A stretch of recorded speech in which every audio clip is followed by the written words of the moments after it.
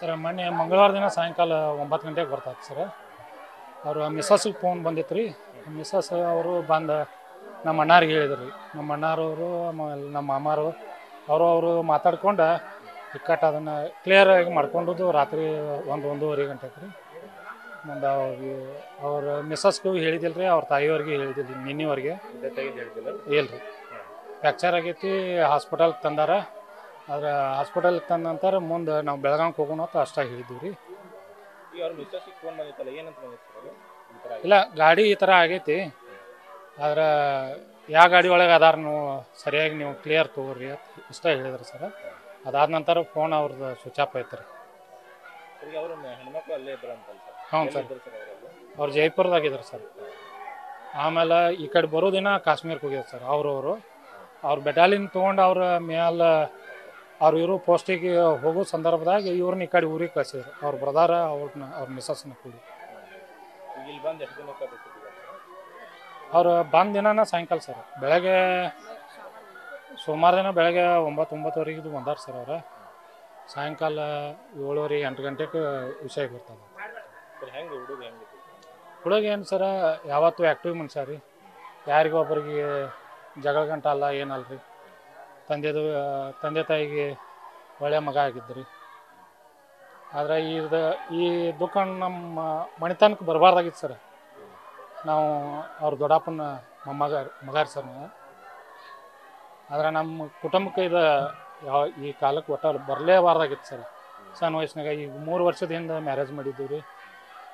ಅವ್ರು ಚಿಕ್ಕ ವಯಸ್ಸಿನಾಗ ಅವ್ರ ತಂದೆಯವ್ರು ತೀರ್ಕೊಂಡಾರ್ರಿ. ತಾಯಿಯವರು ಆಮೇಲೆ ಮಾವ ಅವ್ರ ಕಾಕಾರು ಎಲ್ಲ ಜವಾಬ್ದಾರಿ ತೊಗೊಂಡು ಅವ್ರನ್ನ ಇಲ್ಲಿವರೆಗೆ ಬೆಳೆಸಿ ಓದಿಸಿ ಒಳ್ಳೆ ರೀತಿ ಒಳ್ಳೆ ಮಾರ್ಗದರ್ಶನ ಕೊಟ್ಟಿದ್ರು ರೀ ಸರ್. ಹಾಂ, ಎಲ್ಲ ಜವಾಬ್ದಾರಿ A to Z ರೀ. ಇನ್ನು ಈಗ ತಂಗಿ ಮದುವೆ ಮಾಡ್ಬೇಕಂತ ವಿಚಾರ ಇಟ್ಟಿದ್ರು ನಾವು. ಆದ್ರೆ ಇನ್ನೊಂದು ಫ್ಲೋರ್ ಮನೆ ಕಟ್ಟಡ ಎಬ್ಬಿಸಿ ಮಾಡೋನು ಅಲ್ಲಿವರೆಗೆ ಮಾಡೋದು ಬೇಡ ಅಂತೇಳಿ ಅವ್ರ ಅಜ್ಜಿಗಾಗಲಿ ಅವ್ರ ಮಾಮಗಾಗಲಿ ರೀ ನಮ್ಮ ಮುಂದಾಗಲಿ ಹೇಳ್ತಿದ್ರು. ಈಗ JSS ಸ್ಕೂಲ್ ಅಂತ ಹೇಳಿ ಸರ್, ಆಡು ಭಾಷೆದಾಗ ಇಲ್ಲಿ ಉಪ್ಪಿಟ್ಟು ಸ್ಕೂಲ್ ಅತ್ತಾರ ಸರ್. ಉಪ್ಪಿಟ್ಟು ಸ್ಕೂಲ್ ಅಂತೇಳಿ ಅಲ್ಲಿ ದೊಡ್ಡ ಗ್ರೌಂಡ್ ಐತ್ರಿ, ಅಲ್ಲೇ ಮಾಡ್ಬೇಕಂತೇಳಿ ನಮ್ಮ ಅಭಿಪ್ರಾಯ ಸರ್. ನಮ್ಮದು ಆಮೇಲೆ ಇವ್ರೇನು ಅದಾರಲ್ಲ ಸರ್, ಈ ಓಣಿ ಒಳಗಿನ ಎಲ್ಲ ಸದಸ್ಯರು ಅದನ್ನು ಬೇಡಿಕೆ ಇಟ್ಟಾರ ಸರ್ ಪುರಸಭೆ ಮುಂದೆ. ಪುರಸಭೆದವ್ರು ಏನು ಚರ್ಚೆ ಮಾಡ್ತಾರೆ ಅದಕ್ಕೆ ನಾವು ಬದ್ಧರು ಇರ್ಬೇಕು ಸರ್. ಮತ್ತು ಈಗ ಜಿಲ್ಲಾಡಳಿತದವರು ಇದನ್ನು ಜವಾಬ್ದಾರಿ ತೊಗೋಬೇಕು ಸರ್. ತೊಗೊಂಡು ಅಲ್ಲಿ ಆದ್ರೆ ಸೂಕ್ತ ನಮ್ಮ ವೈಯಕ್ತಿಕ ಅಭಿಪ್ರಾಯ ಸರ್. ಅಲ್ಲೇ ಮಾಡ್ರೆ ಚಲೋ ರೀ. ಯಾಕಂದ್ರೆ ಈಗ ದೇಶಕ್ಕಾಗಿನ ಹೋರಾಟ ಮಾಡಿದವ್ರಿ, ದೇಶಕ್ಕಾಗಿನ ತನ್ನ ಪ್ರಾಣವನ್ನು ಕೊಟ್ಟವ್ರಿ. ಮತ್ತು ಈ ಸಂದರ್ಭದಾಗ ನಾವು ಹೇಳೋದು ಇಷ್ಟ ಸರ, ಅಲ್ಲಿ ಮಾಡಿಕೊಟ್ರೆ ರಾಜ್ಯ ಸರ್ಕಾರಕ್ಕಾಗಲಿ ರೀ, ನಮ್ಮ ಜಿಲ್ಲಾಧಿಕಾರಿಗಳಿಗೆ ಆಗಲಿ ರೀ ಒಂದು ಮಾನ್ಯತೆ ಬರ್ತೈತಿ.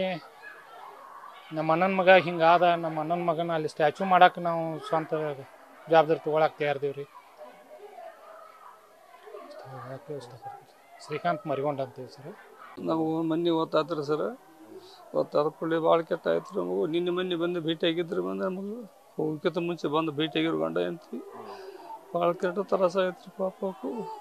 ಎಂತಿ ಬಂದಿದ್ದಳು ಆಕಿ ನೋಡಿ ಪನ್ ತಗೊಂಡು ಕೂಡಲೇ ಮಾತಾಡಿರಿ ಸರ್. ಏನಿಲ್ಲ ರೀ ಮತ್ತು ನಾನು ಹೋಗ್ತೀನಿ ಮನೆಗೆ ಅಂತ ಹೇಳ್ರಿ. ಆಯಿತು ಮತ್ತೆ ಪನಿ ಬಂದ್ರೆ ನೀವು ರಾಯಬಾಗ್ ಹೋಗೋ, ನಾ ಡ್ಯೂಟಿಗೆ ಹೋಗ್ತಿರ್ತೀವಿ ಸರ್. ಬರ್ತು ಏನಿಲ್ಲ ರೀ ಸರ್, ಗೊತ್ತಾಗೋದಿಲ್ಲ ನಮಗೆ. ಭಾಳ ಕೆಟ್ಟಾದ್ರಿ ಪರಿಸ್ಥಿತಿ ಮನುಷ್ಯಂದ. ಭಾಳ ಪರಿಸ್ಥಿತಿ ಭಾಳ ಪಡ್ತೀರಿ, ಭಾಳ ದುಃಖ ಆಗ್ತದೆ ಸರ್. ಏನು ಮಾಡೋಕೆ ಬರೋಂಗಿಲ್ಲ ಸರ್. ಏನು ಮಾಡಿದ್ರಿ ಸರ್? ಏನು ಭಾಳ ಬರೀ ಮನುಷ್ಯ ರೀ, ಭಾಳ ಬೆಸ್ಟ್ ಮನುಷ್ಯ ರೀ. ರಾಯಬಾಗ್ 2-3 ಸಲ ಬಂದು ಭೇಟಿಯಾಗಿ ಹೋದ್ರೆ ನಮಗೆ.